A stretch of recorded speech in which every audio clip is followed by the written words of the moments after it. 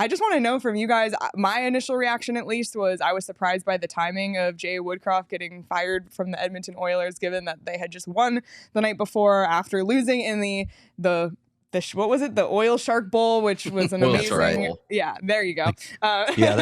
Great AI. Yeah, that AI was spectacular, by the way. On his Twitter, but we just found out about AI, so we're really excited. We did too. We spent quite a bit of time on our show the other day on AI. But I want to know from you guys your thoughts on just, I guess, the Edmonton Oilers as a whole. So I'll take this. Time you got?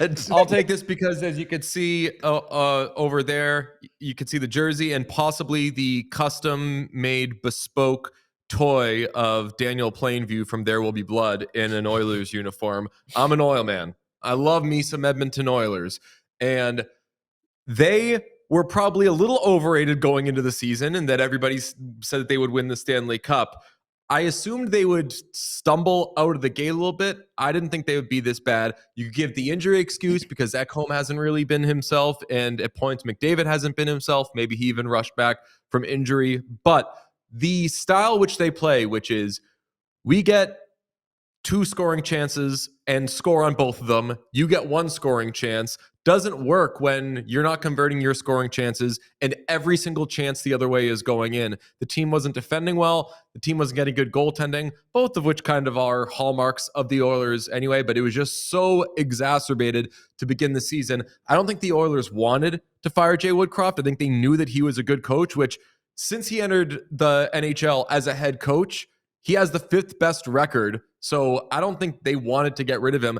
They just had to do something. We said today, you can't fire the fact that you're the Oilers. So you have to fire Jay Woodcroft and change the coach.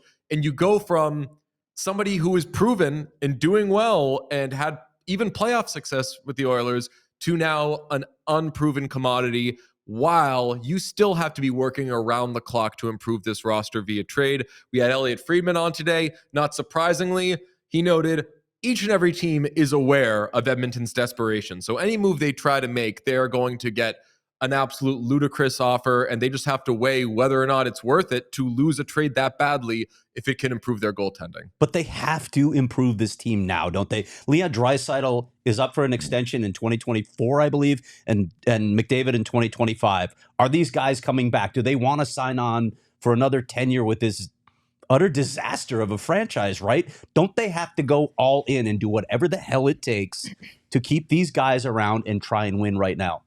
So before Pete jumps in, I'm with you on Draisaitl. I've been worried about that since they lost a couple of games early on. Of you're right. At the end of the year, he's eligible because he's going into a walk year next year to sign an extension. And if he's not happy and you don't see a mammoth extension from him, who should be kind of easy to sign because he's coming off of a sweetheart of a deal, just overpay him, make him happy, keep him. If he's not signing on the dotted line, then you do kind of have your sense that this is ending. Yeah, and if you asked me a month or 2 ago, should Edmonton be worried about Connor McDavid leaving if they don't do anything in the next year and a half, I would have said no. I think it's a non-zero chance at this point. And part of that reason is just you can kind of see it on his face. You can kind of see it on his face that he is sick of their shit up there. And it really does look really tough or it's tough to watch in some of these interviews to kind of see McDavid struggle through holding his tongue, saying the right things. And I do think that we're starting to see McDavid open up a little bit more from a personality standpoint and actually saying things in interviews.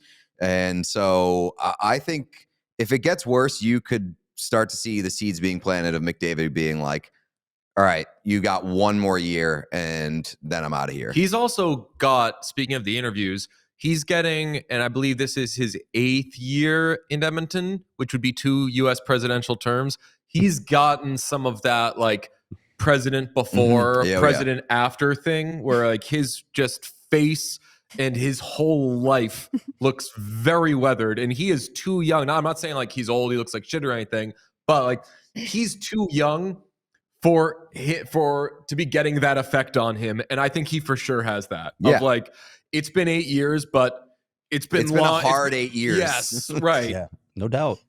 Can I follow one more thing with the Edmonton Oilers? This is like we had Dave Tippett here in Arizona, who's kind of known, has been one of the better coaches they've had here. He goes to Edmonton, couldn't get him over the hump there. Then you talked about Jay Woodcroft and his success.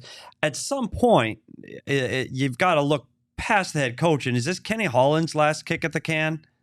Supposedly. Yeah, I mean, I don't think there's any question. Yeah. He will not be their general manager next year. Whether he makes it to the end of this season, it remains to be seen. But I mean, we talked about it with Elliott today, and Elliott seemed to also agree. Like, this is no longer Holland's team. This is Jeff Jackson's team.